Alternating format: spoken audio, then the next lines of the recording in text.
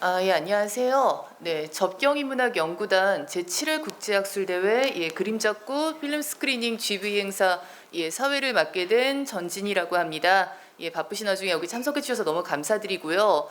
오늘 GV 행사에 정말 굉장히 바쁘시고 또 지금 여러 가지 생각이 교차하실 것 같은 영화 연출 맡으신 이승준 감독님과 배우 김연희 배우님 자리에 모셨습니다. 두 분 정말 참석해 주셔서 정말 감사드리고요. 일단 GV 진행하기 전에 간단하게 최근에 지금 이승준 감독님 굉장히 바쁘실 것 같고 김연희 배우님 좀 건강이 안 좋으시다는 얘기를 들었던 것 같은데 두 분의 근황을 간단하게 여쭙고 영화에 대한 이야기 진행하도록 하겠습니다. 먼저 이승준 감독님 근황 좀 부탁드리겠습니다. 안녕하세요. 그림작고 연출한 이승준 감독입니다.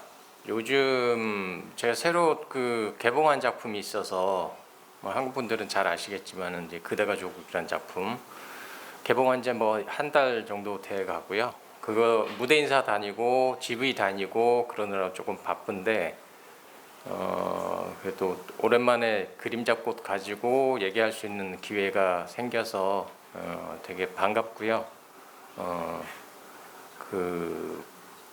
오늘 여러 가지 질문들 주시면은 제가 성의껏 답할 수 있도록 하겠습니다. 감사합니다. 네, 안녕하세요. 평양시민 김연희입니다. 요즘은 다른 거 활동은 못하고 있고 그냥 건강관리를 하고 있고요. 남녘에 온 지 10년 만에 작년에 간암 진단을 받고 현재 간암 치료를 하고 있고요. 보통 하루하루 언제면 갈까 그냥 가족을 만날 날만 기다리고 있습니다. 감사합니다. 네. 일단 영화 지금 19년 10월에 개봉이 됐고 코로나 사태가 터지기 직전에 개봉을 했고 이제 2022년이 됐습니다. 지금 김연희 배우님 지금 남녘에 오신 지 거의 11년이 넘은 것 같은데요. 사실 이 영화가 2015년에서 19년 초까지를 시간을 담고 있고 이 와중에 한국 근현대사 주요 사건들이 이렇게 지나가기도 하는데 이 영화의 결말을 지금 2022년 6월에 지금 보는 게 2015년 여름에서 이 영화가 종료가 되잖아요. 2022년 이 시점에서 보는데 굉장히 관객으로서 좀 만감이 교차한다는 생각이 들었습니다. 또 저는 이 영화를 20년에 봤거든요. 그때랑 지금이랑 좀 느낌이 다르고 그런데요. 혹시 지금 이 시점에서 이 영화를 다시 보는 감독님과 배우님의 혹시 생각은 어떠신지 좀 그런 부분이 좀 궁금해서 여쭙고 싶습니다.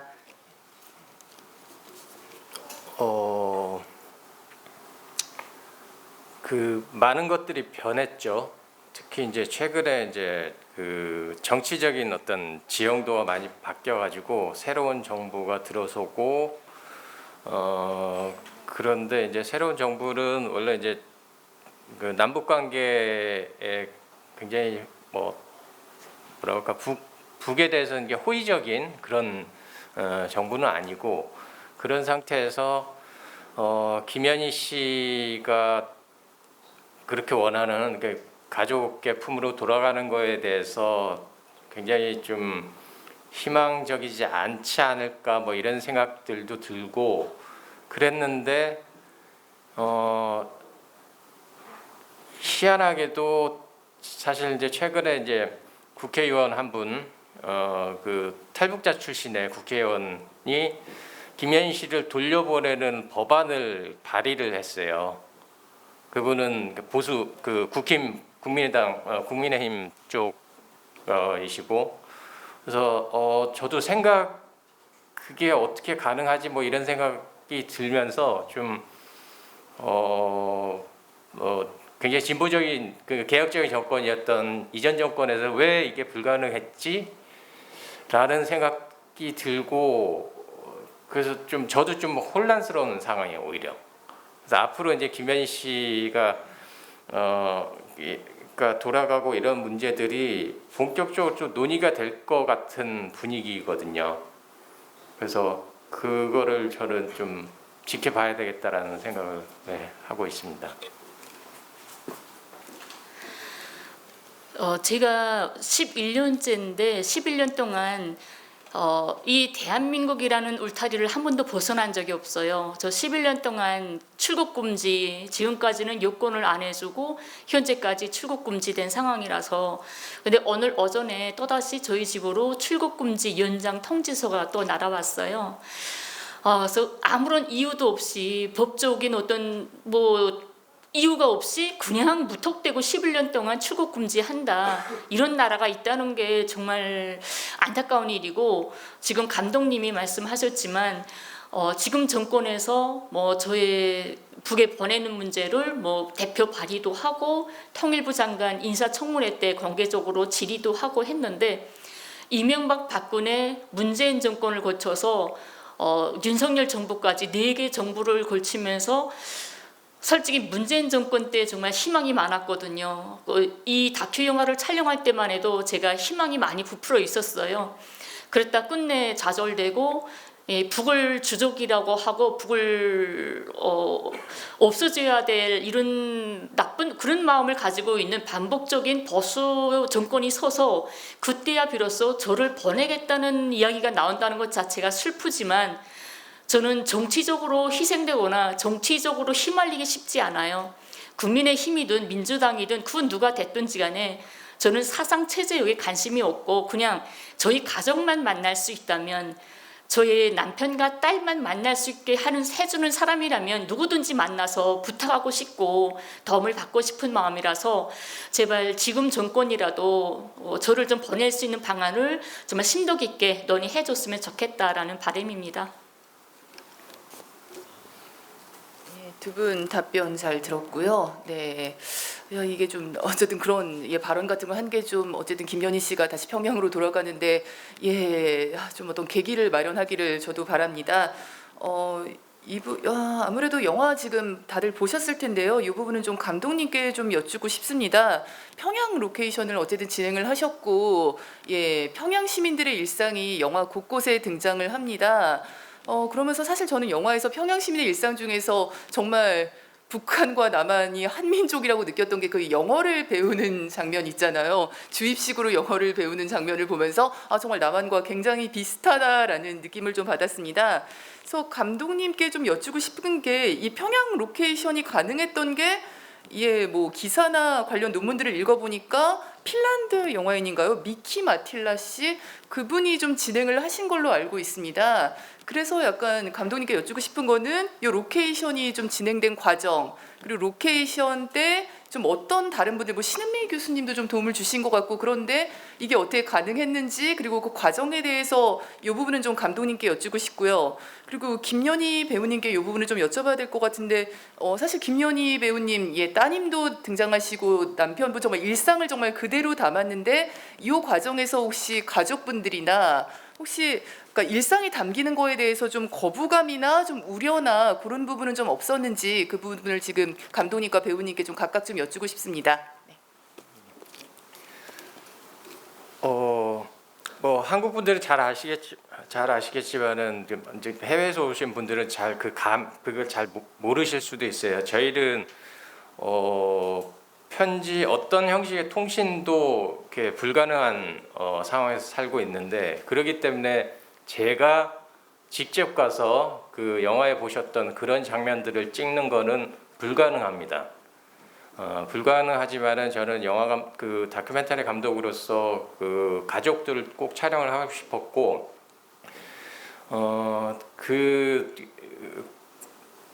처음에 이제 재미교포 언론인께서 좀 도와주셨어요. 그러니까 그쪽에 촬영을 하고 싶다라는 게 전달이 돼야 되니까. 근데 저희가 제작팀이 직접적으로 연락할 수 있는 방법은 없고, 그래서 미국에 계신 한국인 그 저널리스트 분이 계신데, 그분이 그 평양을 굉장히 자주 왔다 갔다 하셨어요. 취재도 하고 기사도 쓰고 그러면서. 그래서 그분하고 김연희 씨하고 좀 알고 있었고요. 그래서 그분을 통해서 저희가 촬영을 하고 싶다라는 그런 의사를 좀 전달을 했고, 그리고 그런데 이제 그 다음에는 이제 촬영을 해도 좋다라는 얘기를 를 호의적인 얘기를 듣고 나서는 이제 그 다음은 이제 누가 갈 것인가에 문제가 있었고요. 그래서 제 친구 중에 핀란드 감독이 있어요. 다큐멘터리 촬영 감독 겸 이제 연출자인데 그 친구한테 이제 부탁을 해서 평양에 좀 갈 수 있느냐라고 했고 핀란드 국적이면은 그 비자만 있으면은 자유롭게 가는 게 가능하다는 걸 알았기 때문에 그렇게 부탁을 했고요. 그래서 흔쾌히 허락을 했고 그러고 나서는 사실 들어가기까지가 한 1년 정도 걸렸어요. 여러 가지 문제들이 있었기 때문에. 그래서 2016년 겨울, 그러니까 12월 하고요. 2017년 10월 하고 2번 들어갔습니다. 근데 그때가 북미 관계가 굉장히 안 좋고 북쪽에서는 이제 미사일 계속 발사하고 미국 쪽에서는 거기에 대해서 굉장히 비판하고 그래서 거의 뭐 전쟁 나는 거 아니냐 이 정도일 때 그 핀란드 감독이 갔죠. 가서 가기 전에 저희 프로듀서하고 저하고 이제 북경에서 한번 만났어요. 북경에서 한번 만나서 촬영을 어떤 걸 해줬으면 좋겠다라는 거를 전달을 했고요. 그렇게 해서 진행을 했습니다. 2011년에 가족하고 평양에서 헤어져서 중국에 왔는데 그때부터 4년 동안은 가족이 저를 행방불명 돼가지고 죽었는지 살았는지 모르는 정말 안타까운 세월이었어요. 그랬다가 4년 만에 뉴욕타임즈, CNN, BBC 외신 언론 나가면서 저희의 생사를 알게 됐고 가족이 그리고 5년 만에 처음으로 남편과 딸을 CNN 영상을 통해서 영상을 주고받을 수 있었습니다. 그랬다가 8년 만에 우리 감독님의 수고로에 의해서 북의 평양에 있는 아버지, 엄마, 남편, 딸, 온 가족의 일상생활을 접하게 됐어요. 정말 천국 같은 저한테는 선물이었죠. 목소리 한 번만 들어봤으면 좋겠다. 살아있는지 어땠는지 정말 소식만 좀 알면 좋겠다. 이런 힘든 세월이었는데 직접 평양 가서 저희 딸을 손잡고 저희 딸을 안아봤던 그런 감독님의 손을 제가 간접적으로라도 그 숨결을 느낄 수 있었다는 게 너무 좋았고 영상으로 저희 가족의 실생활을 영상으로나마 제가 느낄 수 있다는 게 너무 행복한지 몰랐어요. 전 엄마니까 딸이 17살에 헤어졌는데 17살에 성장해서 대학 졸업하고 사회에 나가고 모든 성장 기간을 본 적이 없어요. 근데 그나마 그 단적인 조그만 시간이라도 저 감독님을 통해서 영상으로 제가 딸의 성장을 볼 수 있었다는 게 정말 큰 감격이었습니다. 제가 한 가지 덧붙이자면은 현장에서 물론 이제 저희가 원했던 모든 것을 촬영할 수 있지는 않았어요. 아마 20% 30%. 근데 제가 되게 중요하다고 생각했던 것은 그 가족의 일상이었고요. 그래서 밥 먹고 출근하고 지하철 타고 버스 타고 이런 것들이 되게 소중하다고 생각을 했고 왜냐면은 저희 남쪽 사람들은 그런 거를 본 적이 없어요. 이해가 잘 안 되실 수도 있지만은 정말 60년 넘게 이렇게 떨어져서 살면서 그런 걸 본 적이 없고요. 제가 이게 편집하면서 그 가족들이 이게 그 아버지와 딸이 이제 그 남편하고 딸이 이렇게 밥을 먹는 장면인데 그걸 편집을 하면서 제 조감독한테 보여주면서 어떠냐라고 물어보니까 그 조감독이 그랬어요. 감독님, 저는 북한 사람들이 그 집에서 밥 먹는 거 처음 봅니다 그래요. 그게 굉장히 역설적이고 굉장히 아이러니한데 그래서 그런 장면들을 좀 많이 좀 촬영했으면 좋겠다라고 했고 다행히도 그런 부분들을 그 북쪽 당국에서 좀 허락을 해줘서 영화에 담을 수 있었습니다. 예, 두 분 답변 감사합니다.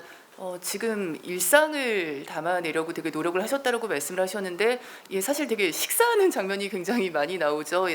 김연희 씨가 혼자서 홈쇼핑 보면서 식사하는 장면도 있고 또 북한의 북측의 가족들이 식사하는 장면도 자주 나오는데 사실 이 영화의 주요 정서는 좀 외로움인 것 같습니다. 예, 좀 쓸쓸함을 좀 많이 담으려고 했다라는 생각이 저는 좀 드는데요. 그러니까 이번에도 각자 좀 여쭙겠습니다. 약간 영화를 보면서 일단 다큐멘터리 영화잖아요. 근데 약간 김연희 배우님 클로즈업을 좀 자주 하시는 것 같아요.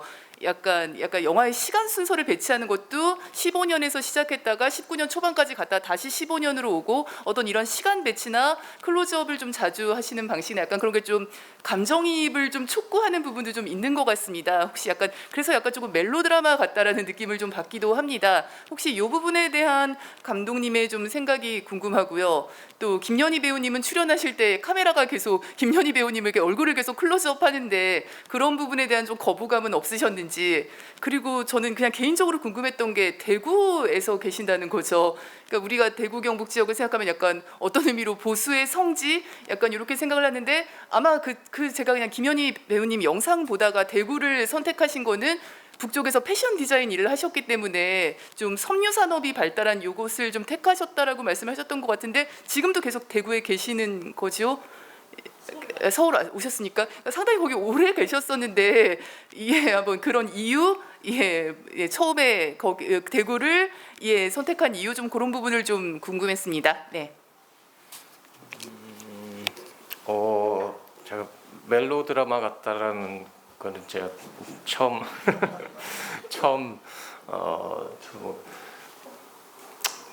그냥 이런 말씀으로 대신 대답을 할게요.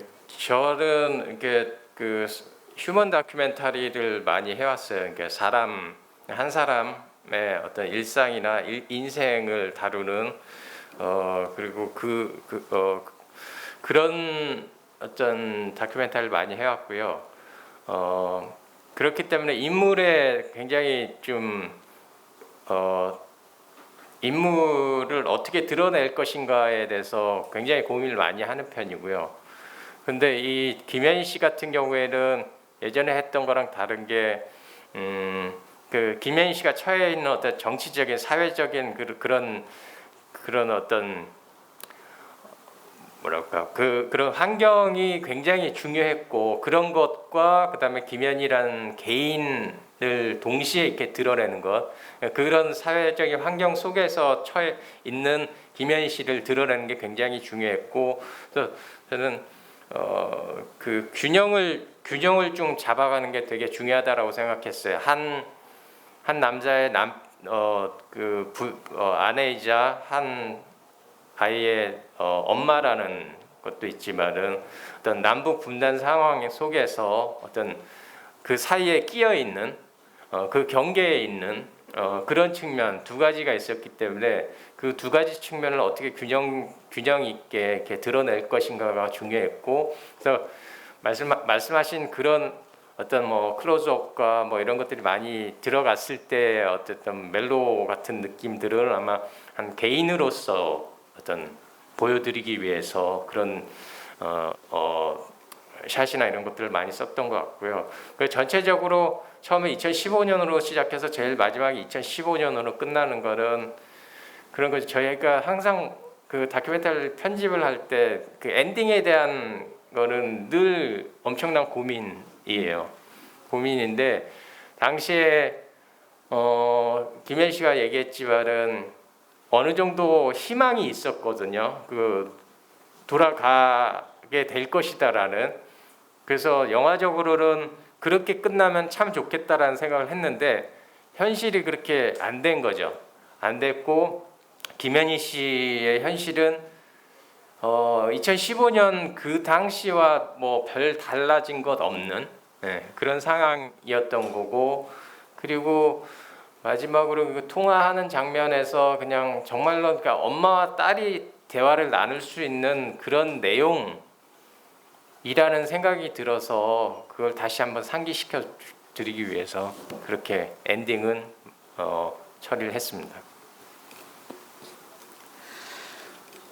저는 평양에 있을 때 한 번도 카메라 앞에 서본 적이 없어요. 그걸 생각을 못 해봤고 그럴 위치도 아니었고, 그렇다가 남녘에 와서 이렇게 막 카메라가 계속 막 밀착으로 촬영하고 하는데 제가 아마 천성적으로 끼가 있었는지 모르겠는데 그가 두렵지가 않더라고요. 촬영기 해놓은 게 그냥 제가 제일 간절함이 컸던 것 같아요. 촬영기가 있든 뭐가 있든지 간에 나 아픔, 누구 세상 사람 그 누구든지 간에 내 사정을 좀 알고 도와줬으면 좋겠다. 내 딸한테 가는 길에 조금이라도 빨라졌으면 좋겠다. 이런 간절함 때문에 아마 거부감이 없지 않았나 이런 생각이 들고요.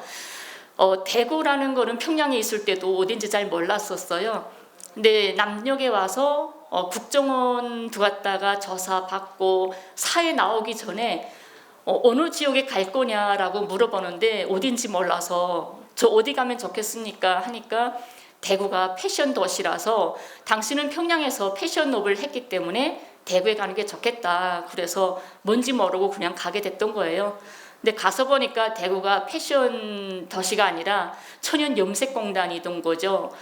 제가 대구에서 한 7, 8년 정도 살았는데 남녘에 이렇게 한반도 길을 들었다거나 남북의 평화 통일을 원하고 이런 사람들이 있다는 거를 전혀 몰랐어요. 대구에 살았기 때문에 항상 뭐 북은 주적이고 북은 뭐 어떻고 막 반복적인 구호들만 많고 해서 그랬다가 서울에 어쩌다 올라오니까 한반도기 들고 남북 평화 통일을 원하고 이런 걸 보면서 내가 너무 오랜 시간 동안 대구에서 진짜 이 남녘의 어떤 평화 기운을 몰랐구나. 그래서 일부러 나를 대구로 보냈나라는 생각도 들더라고요. 네, 지금은 서울에 올라와서 살고 있습니다. 두 분 답변 감사합니다. 일단 제가 좀 질문이 더 있긴 한데 그래도 객석에서 좀 질문을 받아보면 좋을 것 같습니다. 여기 거의 다 영화를 보신 분들이 관심을 갖고 참석해 주신 것 같은데요. 혹시 이승준 감독님이나 김연희 배우님 뭐 다른 것도 영화에 관한 것도 괜찮고 다른 부분도 괜찮은데 혹시 질문이 있으실까요? 네, 없으시면은 그러면 제가 준비해 온 질문을 좀 드리도록 하겠습니다. 일단 김연희 배우님 지금 거의 11년 지금 남한에 계신데요. 사실 남한이 굉장히 답답하고 약간 감옥처럼 느껴지고 좀 그런 부분을 영화에서 이렇게 피력을 하시는데 사실 이 영화는 남한의 민낯에 대한 영화라는 생각도 들어요. 어떤 책임지지 않는 정부나 공직자 태도, 뭐 그런 부분이나 아니면은 김연희 배우님한테 쏟아지는 악플이나 정말 정신없이 바쁜 서울 시민들의 어떤 일상, 굉장히 남한 사회에 대한 영화라는 생각도 드는데 혹시 남한 사회의 풍경을 담는 과정에서 이승준 감독님이 역점을 두셨던 부분, 이 부분이 좀 궁금하고요. 또 김연희 배우님 아무래도 11년을 계셨기 때문에 남한 사회에 대한 생각도 조금씩 달라졌을 것 같다는 생각도 듭니다. 그러니까 김연희 배우님이 좀 그런 생각의 변화가 있으셨거나 아니면 지금 남한 사회를 좀 느끼는 부분, 이런 부분에 대한 좀 의견을 묻고 싶습니다. 저는 뭐 일부러 특별히 남쪽 사회를 그리기 위해서 이러이러한 것을 좀 담을 거야 이렇게 의도적으로 하진 않았고요. 김연희 씨를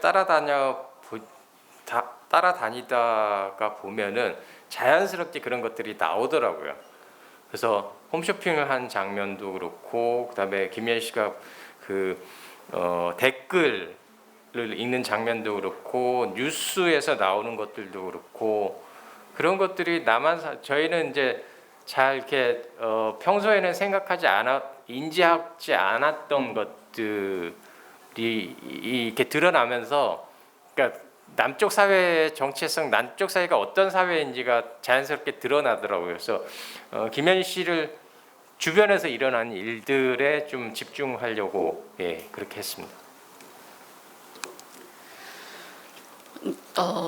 난생 처음으로 접하는 남녘생활, 자본주의라는 게 저는 책에서만 들었지 진짜 자본주의 세계가 뭔지를 처음 접하다 나니까 모든 게 다 황당하고 혼란스럽고 이상하고 적응이 좀 어려웠죠. 하지만 그 남녘 생활 모든 이런 문화나 이런 걸 내가 체험하고 뭐하고 평가하기에는 제 아픔이 너무 컸기 때문에 그런 것보다는 이게 어떻게 가능하지? 이 남녘도 당연히 인간일 거고 아빠와 딸과 아내와 부모님을 가지고 있는 인간일 텐데 이 사람들이 집에 가서 자기 아내나 자식을 볼 때 나한테 조금 미안하지 않을까? 이 정부 관계자들이 이런 생각이 자꾸 들더라고요. 저 사람들은 나를 보면서 어떤 생각을 할까? 그 사람들이 어딘가 딸을 빼앗겼을 때 저 사람들은 어떻게 나올까? 바꿔놓고 생각해 볼 수 있는지 이게 너무 정말 답답했어요. 그리고 제가 세계 언론에 나간 지도 몇 년이 됐는데 이 남녘은 북녘과 분단 국가이기 때문에 어떤 반감, 증오 이런 것 감정이 있기 때문에 그렇다 쳐도 세상에는 정의롭고 양심 있는 사람들이 분명히 있을 텐데 왜 세상 사람들은 이 남녘에서 이런 엄마가 딸과 11년을 생리별하고 있고 엄마를 그렇게 기다리는 딸이 울고 있는데 이런 상황을 보면서 어떻게 아무렇지 않게 생각할까? 정말 이 세상에는 정의는 있을 건가? 그게 너무 혼란스러워요. 지금도 혼란스러워요. 외신 언론 많이 나갔는데도 누구 하나 유엔이나 국제무대에서 누구 하나 말해주는 사람도 없고 이게 잘못됐다. 정치 사상 이전에 어떻게 엄마가 자식을 빼앗기고 10년을 사냐. 이상하게 생각하는 사람이 별로 안 보이더라고요. 그래서 이게 너무 속상하고요. 그래서 처음에는 이 남녘에 물 한 방울 공기 하나 다 원망스럽고 다 미웠어요. 근데 지금 11년 사니까 그래, 이 남녘의 국정원, 남녘의 정부 그 사람들이 무슨 죄가 있는데 그 사람들이 무슨 죄입니까? 분단이 죄인 거죠. 분단이 없었으면 그 사람들을 저를 11년 동안 이렇게 붙잡아 놓고 출국 금지하고 이렇게 힘들게 안 했겠죠. 그래서 분단이 죄구나. 누가 국정원이나 개인의 잘못이 아니라 이 분단 국가라는 것 자체가 죄고 어떡하나 이 분단을 해소해야만이 나에게 뿐이 아니라 우리 한반도 모든 우리 민족에게 그 기쁨이 올 수 있겠구나라는 좀 더 큰 생각을 하게 됐던 거예요. 그래서 지금도 정말 기회만 있다면 남녘 분들한테도 호소하고 싶고 또 이게 외국에 계신 분들도 계시는데 저 외국 세계에 양심 있는 분들에게 조금이라도 좀 호소를 하고 싶어요. 제발 좀 도와달라고. 이제는 11년이면 저한테 고통을 줄 만큼 줬는데 이제는 딸 좀 안아보게 해달라고. 부모님이 연로해서 이젠 얼마 남지 않았는데 제발 부모님 돌아가시기 전에 얼굴 한번 보게 해달라고. 어머니가 8년 동안 저를 기다리다가 3년 전에 실명을 하셨어요.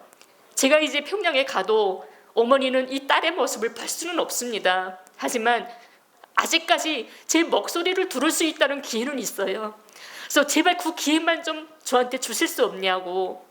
어머니한테 너무 늦게 와서 미안하다고 말 한마디 해서 제 목소리를 들을 수 있게끔 제발 좀 도와달라고 기회만 있으면 좀 이런 말을 호소하고 싶습니다. 지금 분단 현실에 대해서 생각해 볼 수 있는 발언을 해주셨고요. 한 번 더 객석에서 좀 질문을 받아볼까 합니다. 혹시 지금 두 분 감독님, 배우님 많은 얘기를 해주셨는데요. 분단 현실에 대한 의견도 좋고 영화에 대한 의견도 좋을 것 같습니다. 혹시 질문을 해주시거나 관련한 발언을 해주실 분이 있을까요? 네. It's been a long journey for everyone who is actually involved in the movies. And I think there are many people behind the scenes who actually work harder to protect everyone's safety. And I'm just intrigued with your questions. You invite a thought. But maybe my questions later will actually already been done. But I'm wondering, do you think a supervised visit between mother, daughter, or between the two families is an option? Or maybe you have done this before, at least you have recommended this idea, but maybe it didn't work. And would you mind to explain why it didn't work? Thank you. 북녘을 다른 사람과 함께 방문하겠다 이런 생각은 못 해봤어요. 왜냐하면 제가 북을 방문할 이유가 없이 저는 당연히 가야 되는 사람, 제가 집이 거기가 있기 때문에 여기 살 이유가 없는 거잖아요. 다시 가서 북을 방문하고 잠깐 딸을 보고 여기 와 살아야 된다? 도무지 그걸 상상할 수는 없어요. 딸과 헤어지고 싶지 않고 부모님 곁에 항상 있고 싶고 죽어도 부모님 곁에 묻히고 싶고 이런 마음이라서 갔다 오겠다라는 생각을 한 번도 해본 적 없고 그냥 저를 고향에 빨리 가족의 품으로 돌려보내 달라라고만 제기를 하곤 했습니다. 그렇게 해서 가면은요, 김현희 씨는 안 돌아오면 돼요. 그게 그러니까 그게 예전에 그 남쪽에서 그 비전향 장기수로 사셨던 분들이 이제 정부에서 보낸 적이 있거든요. 정부에서 보냈는데 그때 어떻게 보냈냐면은 방북 신청을 해서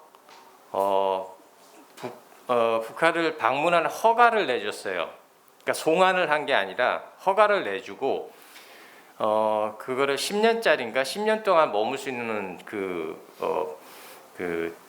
허가증을 줬고요. 그래서 그분들은 그때 가서 안 오고 계세요.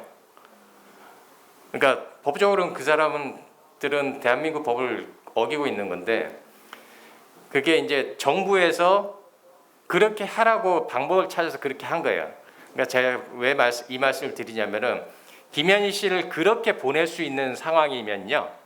그건 곧 어떤 얘기냐면은 정부에서 보내겠다라는 의미예요.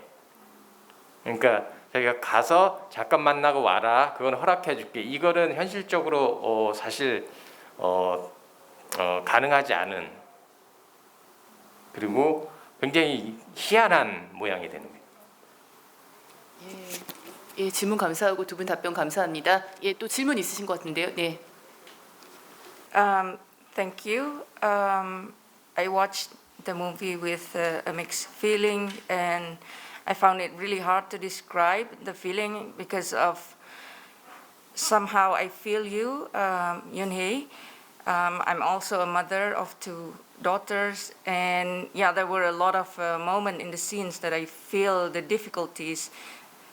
So I think I feel sympathetic to your situations, but I also feel that politically this is very difficult to describe as well. Therefore, I have two questions, one for the director Yi. I would like to discuss more about censorship in the movie. You already mentioned a little bit about that. So I was thinking post-production wise, how do you find it difficult with, you mentioned maybe you can only describe about 20-25% of the reality that you want to picture in the movie. And I was wondering what kind of other censorship that happening post-productions. And also you mentioned about your view regarding that this is the first time for you to hear that the movie was a little bit melodramatic.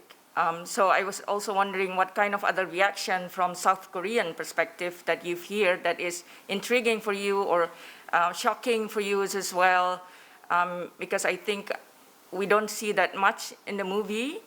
I've seen some resistance pictures in the movies as well, but I think maybe as a director you hear more about that as well. And particularly for Yoon-hee, my question is, there's a scene in the movie where you first time received the passport, right? And I see that you are very happy, and it seems like you have this idea of, oh, I can go back now. And then apparently after that there's travel ban.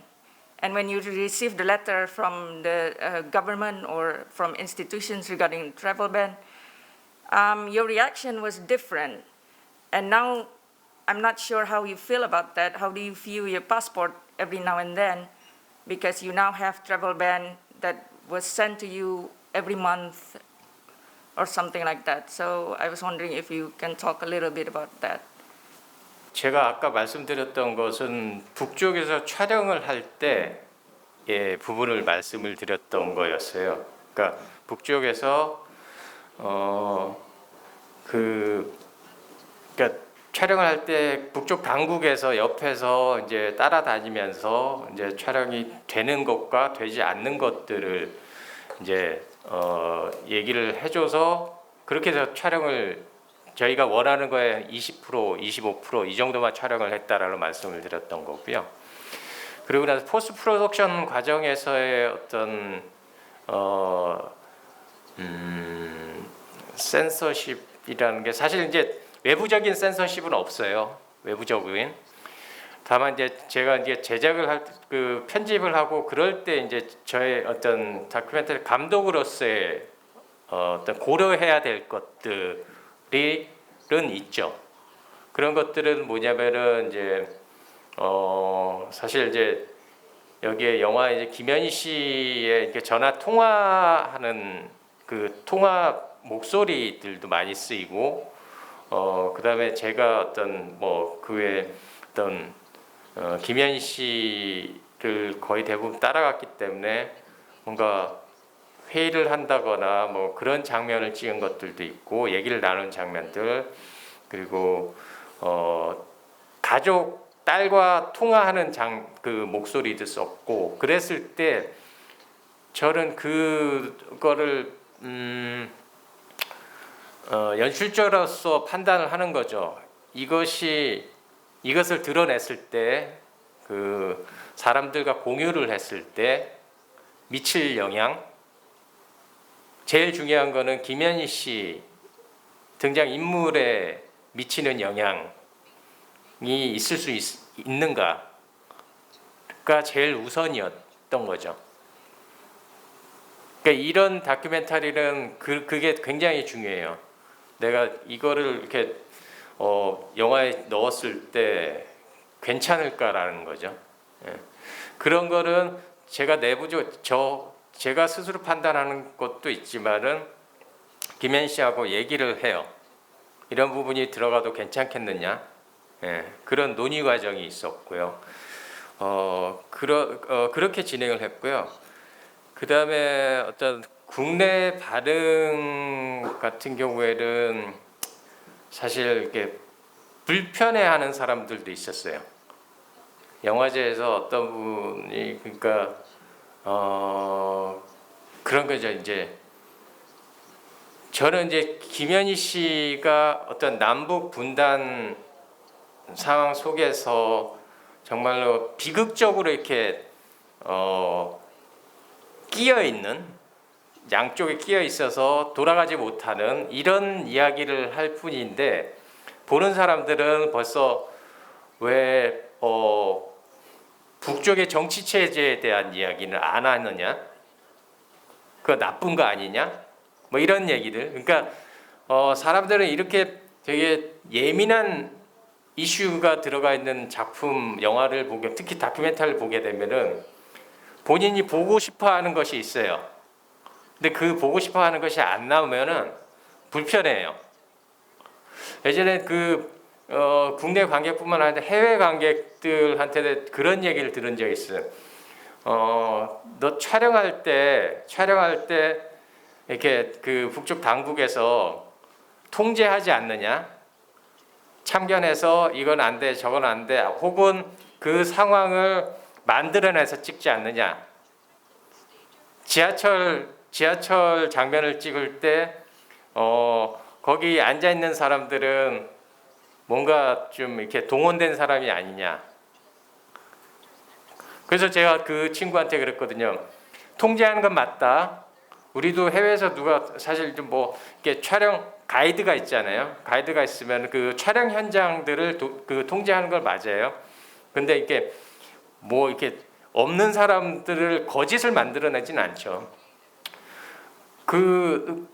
근데 이제 저한테 그 질문을 했던 사람이 그러더라고요. 왜 그런 통제받는 그런 내용들은 안 넣냐 그러더라고요. 그러니까 그게 그런 걸 보고 싶은 거예요. 저희는 북에 대한 스테레오타입한 이미지가 있고 그것이 나오지 않을 때 불편함 이런 것들이 해외 관객이든 국내 관객이든 좀 많이 있었던 것 같아요. 처음에 여권 받았을 때는 정말 너무 좋았죠. 당장 갈 것 같아서 뭐 선물도 사고 부모님 딸한테 뭐 갈 준비도 하고 그랬는데 여권 받고 일주일 정도 됐을 때부터 출국금지 명령 그 통지서 받고 매 달마다 한 달에 한 번씩 받곤 했죠. 근데 한 달에 한 번씩 그 통지서를 받는 순간에 무너져요. 너무 힘들어요. 그래서 그 하루는 정말 많이 울었던 것 같아요. 한 달에 한 번은. 그러다 나니까 너무 스트레스 받고 그래서 오늘 언론하고 인터뷰를 할 때 그랬어요. 제가 한 달에 한 번씩 내가 무너지는데 너무 아프다. 출국 금지 해도 괜찮은데 1년에 한 번 좀 나 무너지게 해달라. 1년에 한 번 아프고 싶다. 그랬더니 작년에 1년에 한 번으로 바뀌었더라고요. 매달 얻은 게 1년으로 연장이 됐더라고요. 그래서 이 사람들도 인간성이 있구나 하고 좋아했는데 올해 또 다시 6개월에 한 번으로 또 바뀌었더라고요. 그래서 6월 29일까지고 오늘 받은 게 12월 29일까지 또 연장된 걸로 왔더라고요. 통지서 받을 때마다 오늘 아침에도 항상 당하는 일인데 항상 매달마다 뭐 이따금씩 받는데도 아무리 반복돼도 그걸 제가 이겨낼 수가 없어요. 받을 때마다 실감하거든요. 난 못 가는구나. 가족 못 만나는구나 하는 걸 실감하는 시간이기 때문에 앞으로도 계속 힘들 것 같아요. 그 순간만큼은. 그리고 이 자리를 빌어서 한마디 더 하고 싶은 거는 왜 자꾸 사람들은 나를 정치적으로 자꾸 생각을 할까? 그냥 한 아줌마인데 평양에 길가에서 흔히 볼 수 있는 한 아줌마고 남녘의 길가에서 흔히 보는 그냥 일반 아줌마인데 왜 나를 자꾸 정치적 얼가미로 자꾸 씌우려고 하나. 이 영화가 나오니까 그 밑에 댓글에 김연이 북한에 가고 싶다니까 얘는 빨갱이다. 이런 댓글들도 여러 개 있어요. 저는 빨갱이고 뭐고 이런 건 관심 없어요. 뭐 북한 만세 이런 것도 관심 없고요. 가족이 있기 때문에 가고 싶은 거예요. 남녘이 살기 좋죠. 사람 얼마든지 저도 살 수 있죠. 하지만 가족을 희생하고 가족의 눈물을 팔아서 가족이 아파서 오는데 내가 허위허식하고 잘 먹고 잘 살면 뭔 인간의 삶이겠나요? 저는 천만금을 줘도 바꿀 수 없는 게 가족입니다. 그래서 사상 정치 전혀 관심 없이 가족이 보고 싶어서 가족과 함께하고 싶어서 가겠다는 거예요. 근데 많은 사람들은 다른 나라에 이런 일이 있다면 이렇게 생각 안 하겠지만 왜 하필 이 한반도에 남과 북에 있는 일반 인민들은 모두 하나하나 일반 사람도 정치적이라는 얼가미에서 벗어날 수가 없나. 그냥 한 아줌마도 좀 봐주면 안 되나. 제가 잘못돼서 여기까지 왔으면 그냥 잘못됐으면 자기 고향에 보내주면 되는데 이게 뭘 국가 간에 정치적으로까지 가야 되나. 북에서 배 타고 넘어왔다가 전환당해서 완 사람들 그대로 또 보내줘요. 정치하고 상관없이 인도주의적으로 보내줍니다. 근데 저는 왜 인도주의적으로 그 석에 들어갈 수 없나요? 이런 게 안타깝습니다. 혹시 객석에서 혹시 더 질문이 더 있으실까요? 예, 지금 두 분 답변 들으면서 굉장히 여러 가지 생각을 해보게 되는데 사실 영화에서 전 그 장면이 참 좋더라고요. 그 새해에 김연희 배우님하고 그다음에 탈북하신 여성분하고 같이 만두를 빚으면서 그분한테 너는 뭐가 그렇게 싫었니?라고 이렇게 물어보시고 그러니까 그분이 그냥 각자 이렇게 대답을 하세요. 그냥 그 힘들었다라고 말씀해요. 김연희 배우 너는 그랬니? 약간 이렇게 같이 대화를 나누시는 부분이 굉장히 인상적이었고 참 좋았던 것 같은데요. 예, 행사 마무리하기 전에 좀 이제 두 분의 좀 향후 계획이라고 해야 될까? 물론 계획이라는 게 늘 마음대로 제가 하고 싶은 대로 되는 건 아니지만 그럼에도 불구하고 앞으로 지금 두 분이 지금 하실 일들, 계획 그런 부분에 대한 이야기를 좀 듣고 싶습니다. 네. 저는 이 영화 관련해서 김연희 씨가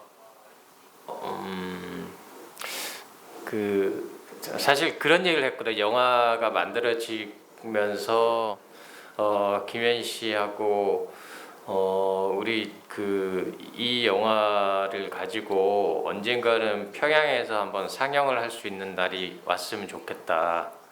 그런 얘기를 하곤 했거든요. 그리고 영화에서도 나왔지만 남편분이 술을 좋아하세요.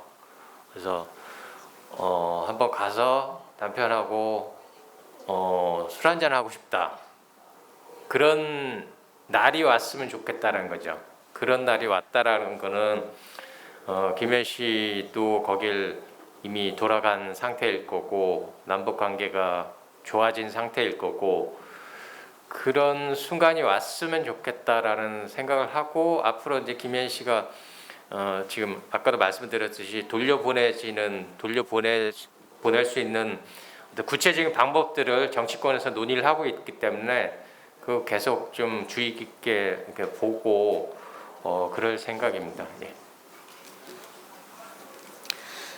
네, 이번에 국민의힘 정권에서 저희에 대해서 다시 생각하고 뭐 국회 법안도 발의하고 논의하고 하기 때문에 정말 거기에 대해서 감사한 마음을 가지고 있고 제발 좀 이 일이 잘 돼서 정말 그게 실현 가능한 그런 일로 됐으면 좋겠고 그걸 위해서 저는 국민의힘 국회의원이든 뭐 통일부 산하 사람들이든 어떻게나 뭐 단체 주관이든 아닌 개별적이든지 간에 그 국회의원들 만나서 좀 더 심도 있게 부탁을 드리고 싶고 정말 간절하게 서원하는 거는 늦어도 올해는 정말 딸을 안아봤으면 좋겠다, 가족의 품에 돌아갔으면 좋겠다라는 서원입니다. 따님이 아직 결혼을 하지 않으신 네. 걸로 알고 있습니다. 혹시 지금 최근 근황도 들으셨나요, 가족분들의? 저는 아이고. 코로나 이후로는 못 들으셨군요. 네, 두 분 답변 너무 잘 들었고요. 사실 아까 제가 이 영화 조금 멜로드라마스럽다라고 좀 말을 드리기도 했는데 또 부조리극 같다라는 느낌도 좀 듭니다. 빠져나갈 수 없는 나만이란 공간 안에서 계속 아까 말씀드린 것처럼 출입국 출국 금지 서류를 받을 때마다 희망이 있다가 절망이 됐다가 계속 이게 약간 교차되는 부조리 연극 같다는 느낌도 좀 받았는데 아까 멜로드라마 같다라는 말씀드렸는데 아까 감독님이 처음 듣는 얘기라고 하셔서 하지만 부디 이 드라마의 결말이 멜로드라마처럼 해피 엔딩이면 좋겠고 또 어떤 뭐 정치적이나 어떤 이념적인 문제를 떠나서 새 정부가 좀 인도주의적 입장에서 이 좀 결정을 좀 대승적인 차원에서 좀 결정을 해줬으면 좋겠다라는 생각이 듭니다. 혹시 두 분 마지막으로 하시고 싶은 말씀이 있으시면? 네.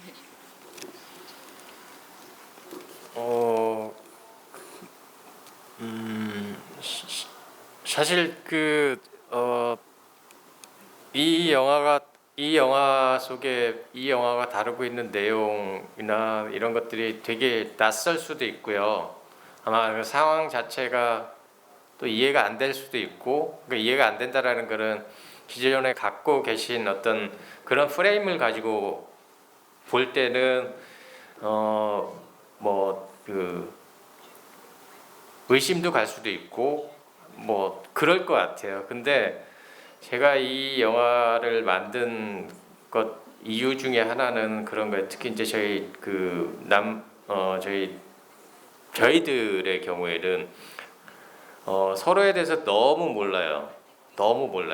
그래서 아까 집에서 밥 먹는 장면을 처음 봤다고 하는 것을 보면은 그게 어느 정도인지 아실 거예요. 네, 그거를 그런 것들을 좀 깨고 싶다라는 생각에서 만들었는데 중요한 거는 저희는 되게 다른 것들을 서로가 다르다라는 것을 주장하면서 이렇게 살아왔거든요. 그래서 너희는 우리랑 이게 달라. 그래서 나쁜 거야라는. 이제는 좀 비슷한 거 찾는 시간을 가져줬으면 좋겠다라는 생각을 하게 됐고요. 그게 사실 남북한 간의 문제뿐만 아니라 이 세상에서 일어나는 여러 가지 갈등과 어떤 분쟁과 이런 것들에 풀기 위한 어떤 중요한 지점이 아닐까 이런 생각을 해요. 계속 다르고 너희는 다르고 우리랑 다르고 그러니까 나쁜 거고 악이고 그러니까 이거 역시 그런 점들을 좀 벗어나 보자라는 측면에서 만들었고요. 앞으로 좀 해외에 계신 분들은 관심을 좀 많이 가져주시고 그러면 감사하겠습니다. 예. 네, 저는 이렇게 모든 분들에게 남녀분들이나 세상 사람들이나 또 이 영화를 보시는 많은 분들에게 꼭 한마디 부탁하고 싶은 게 저를 당신들의 가족으로 좀 잠깐만 생각해 달라. 내 아내가 내 딸이 해외 나갔다가 이렇게 납치돼서 10년 동안 헤어져 있다면 어쩔 수 없어. 거기에 분단 국가이기 때문에 너 못 올 수 있으니까 너 나 만날 생각 하지 마. 이렇게 포기할 수 있는지. 자기 가족, 내 딸이 어디에 갇혀 있다면 거기에 정치나 체제나 그걸 씌워서 안 만날 수 있는 자신이 있는지 그냥 다 떠나서 나를 잠깐씩이라도 가족이라고 좀 생각해 줬으면 좋겠다 이런 생각 듭니다. 네. 예, 두 분 답변 감사합니다. 그러면 오늘 GV 행사는 여기서 마무리하는 걸로 하겠습니다. 예, 두 분 참석해 주셔서 정말 감사드리고요. 김연희 배우님 어서 쾌차하시기 바라겠습니다. 감사합니다. 네.